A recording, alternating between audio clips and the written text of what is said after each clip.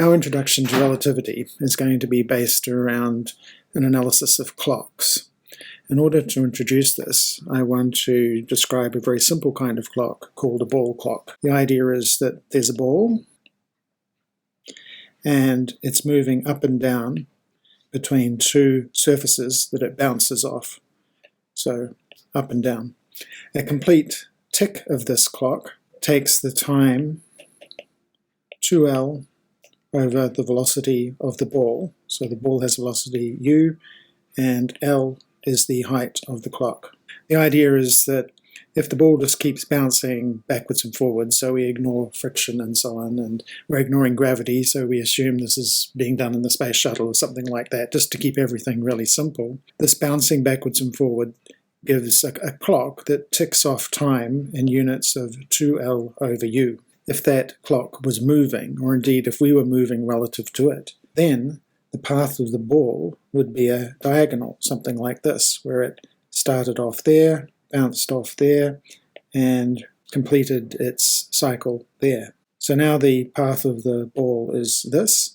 The height is the same as before, L up and L down, so the total distance travelled is quite different because it's travelling along a diagonal path from the point of view of someone moving relative to this ball clock. Now we can work out what the time for a tick would be under these circumstances.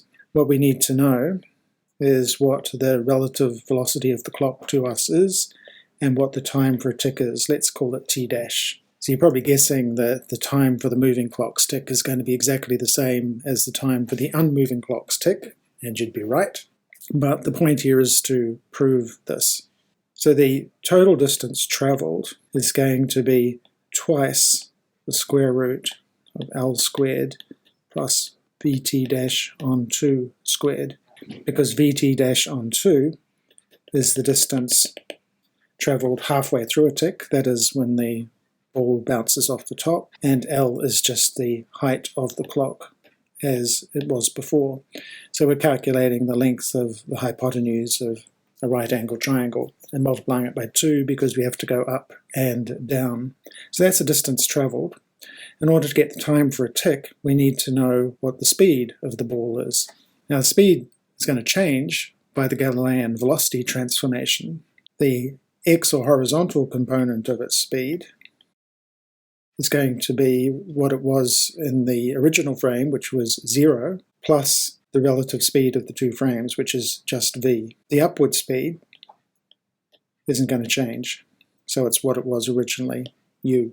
So the total speed, which we could call u dash, is going to be the length of the vector with sides u and v in the x dash and y dash directions. So that means that the time we're after, which is the time for the moving clock's tick, is the distance it travels over the speed.